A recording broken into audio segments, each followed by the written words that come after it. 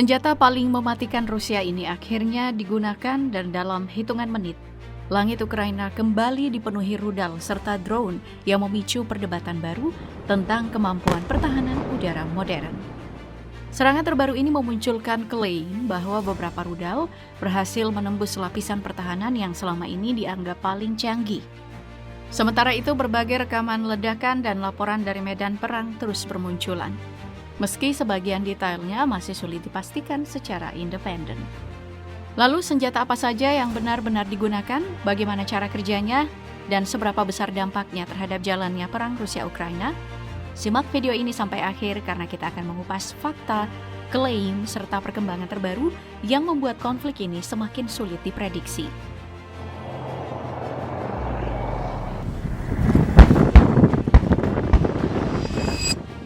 Serangan terbaru ke Kiev kembali menyoroti salah satu senjata paling misterius milik Rusia, yaitu rudal Zircon. Sejumlah rekaman memperlihatkan momen peluncuran hingga ledakan beruntun yang terjadi hanya dalam waktu singkat. Beberapa laporan bahkan menyebut Rusia mengkombinasikan rudal Iskander dan Zircon untuk menghantam berbagai sasaran di sekitar Kiev dalam rentang sekitar 30 menit. Menunjukkan pola serangan yang dirancang untuk membanjiri pertahanan udara Ukraina. Zircon sebelumnya dikenal sebagai rudal hypersonic yang dikembangkan untuk diluncurkan dari kapal perang. Namun, analisis terbaru dari sejumlah peneliti OSINT mengindikasikan bahwa Rusia telah memodifikasi sistem peluncurnya agar bisa ditembakkan dari instalasi berbasis darat di Crimea. Berbeda dengan rudal aerobalistik seperti Kinzhal, Zircon murni mengandalkan mesin scramjet untuk mempertahankan kecepatan hypersonic di atmosfer tinggi sebelum menukik ke sasaran.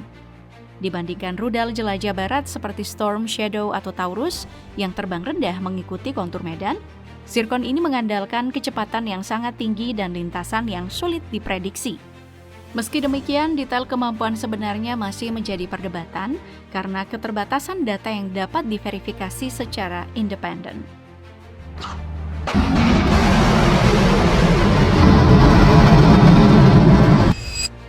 Selain Zircon, Rusia juga kembali mengandalkan rudal balistik Iskander-M yang menjadi tulang punggung serangan jarak pendeknya. Rekaman yang beredar memperlihatkan momen peluncuran hingga hantaman Iskander-M ke berbagai sasaran di Kiev dan Dnipro. Dalam serangan terbaru, salah satu target yang dilaporkan terkena itu adalah sebuah fasilitas industri di Dnipro. Iskander-M memiliki jangkauan sekitar 500 km dan dikenal mampu bermanuver pada fase akhir penerbangan, sehingga menyulitkan sistem pertahanan udara untuk menghitung lintasannya.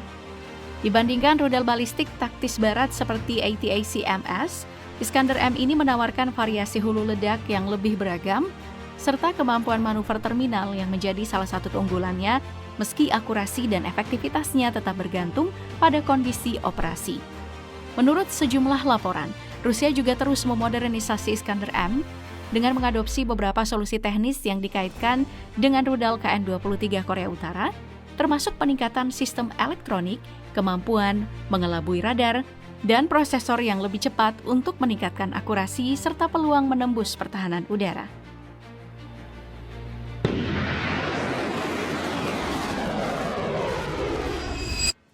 Gelombang serangan berikutnya datang dari rudal jelajah KH-101 yang diluncurkan pembom strategis Tu-160 dari wilayah udara Rusia. Rekaman yang beredar memperlihatkan beberapa ledakan beruntun di Kiev, disertai kepulan asap dari titik-titik yang telah lebih dulu dihantam. Berbeda dengan Iskander-M yang melesat dengan lintasan balistik, KH-101 ini terbang rendah mengikuti kontur permukaan untuk mengurangi peluang terdeteksi radar. Nah, rudal ini diperkirakan memiliki jangkauan lebih dari 2.500 km, sehingga memungkinkan peluncuran jauh dari garis depan. Dalam serangan terbaru, berbagai sumber menyebut KH-101 digunakan sebagai bagian dari serangan gabungan bersama Zircon dan Iskander-M, sebuah taktik yang bertujuan membebani jaringan pertahanan udara dengan ancaman yang datang dari karakteristik penerbangan yang berbeda-beda.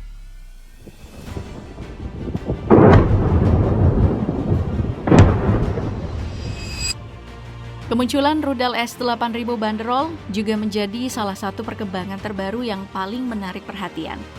Rekaman yang beredar disebut sebagai dokumentasi pertama rudal ini saat terbang menuju sasaran di Ukraina. Banderol memiliki desain yang tidak biasa karena menggabungkan karakteristik rudal jelajah dengan pesawat nirawak atau drone, sehingga sering disebut sebagai sistem hibrida. Rudal ini diperkirakan mampu menjangkau target hingga sekitar 500 km dengan membawa hulu ledak sekitar 150 kg. Berbeda dengan KH-101 yang berukuran besar dan berbiaya tinggi, banderol ini dirancang lebih sederhana sehingga dapat diproduksi dalam jumlah yang lebih banyak. Rudal ini juga dilaporkan dapat diluncurkan dari drone Orion dan sedang diadaptasi untuk helikopter Mi-28, memberikan fleksibilitas dalam operasi. Keunggulan utamanya adalah biaya produksi yang lebih rendah dan kemampuan mendukung serangan massal untuk membebani pertahanan udara.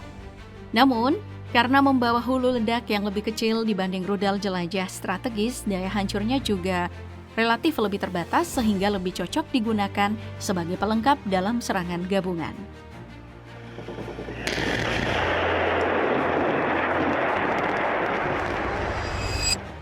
Perang modern tidak hanya ditentukan oleh rudal dan drone, tetapi juga oleh perebutan kendali di medan elektronik. Salah satu sistem yang kini banyak dibahas adalah Volna Kupol-Garan, perangkat peperangan elektronik atau electronic warfare yang diklaim Rusia mampu mengganggu komunikasi satelit Starlink. Berbeda dengan jammer konvensional yang mencoba mengacaukan jaringan secara luas, sistem ini disebut bekerja lebih spesifik dengan memfokuskan pancaran sinyal ke satelit yang sedang melintas di atas area operasi. Pendekatan tersebut bertujuan memutus komunikasi, mengganggu kendali drone, hingga memperlambat koordinasi pasukan di wilayah tertentu. Dibandingkan sistem peperangan elektronik barat yang umumnya berfokus pada gangguan komunikasi radio dan GPS di medan tempur, Volna Kupol-Garan diklaim dirancang khusus menghadapi konstelasi satelit orbit rendah seperti Starlink. Namun, efektivitas operasionalnya masih menjadi perdebatan karena sebagian besar klaim mengenai keberhasilannya itu berasal dari sumber Rusia dan belum dapat diverifikasi secara independen oleh pihak ketiga.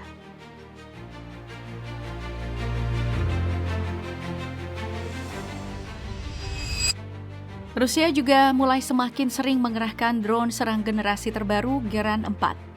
Sejumlah rekaman memperlihatkan penggunaannya dalam serangan ke berbagai sasaran di Ukraina, termasuk klaim serangan terhadap fasilitas militer dan lapangan udara.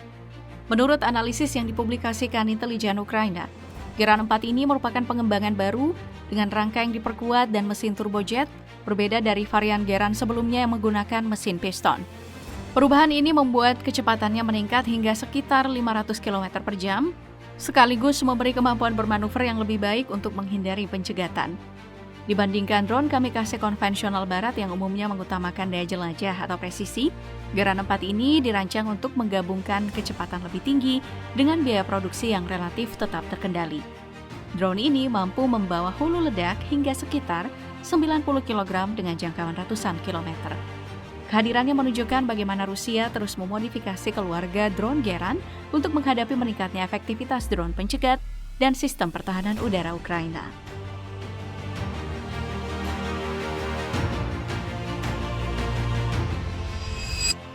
Yang terakhir datang dari penggunaan drone kamikaze BM-35 yang kembali menegaskan bagaimana perang modern kini sangat bergantung pada sistem tanpa awak berbiaya rendah namun berdampak tinggi. Dalam sebuah rekaman yang beredar, drone ini disebut berhasil melacak lokasi persembunyian operator Ukraina setelah sebuah kesalahan saat proses evakuasi drone di lapangan. Beberapa saat kemudian, BM-35 menghantam titik tersebut dan menghancurkan area yang diduga menjadi tempat penyimpanan atau pengendalian drone.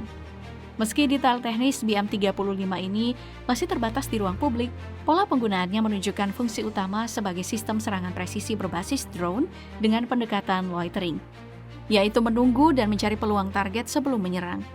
Dibandingkan sistem drone barat yang lebih fokus pada pengintaian jarak jauh atau serangan presisi berbasis sensor tinggi, BM-35 ini berada di kategori yang lebih sederhana namun efektif untuk serangan cepat di garis depan, di mana kehadirannya melengkapi strategi Rusia yang menggabungkan drone, artileri, dan sistem elektronik untuk menciptakan tekanan berlapis di medan perang.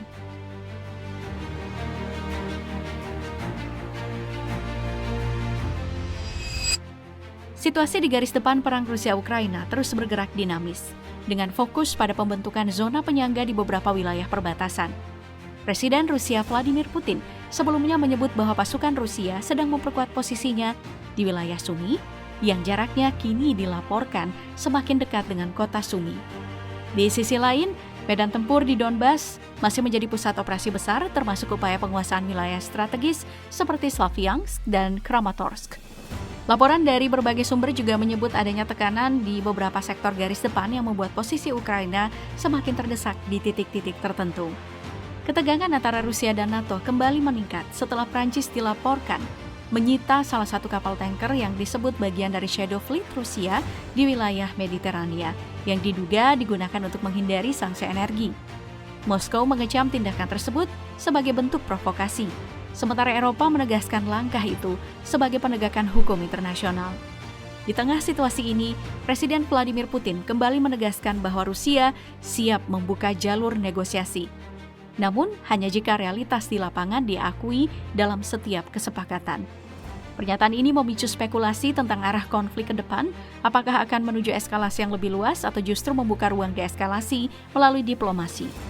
Dengan posisi kedua pihak yang semakin keras, situasi ini menempatkan kawasan Eropa dalam fase yang paling sensitif sejak awal perang.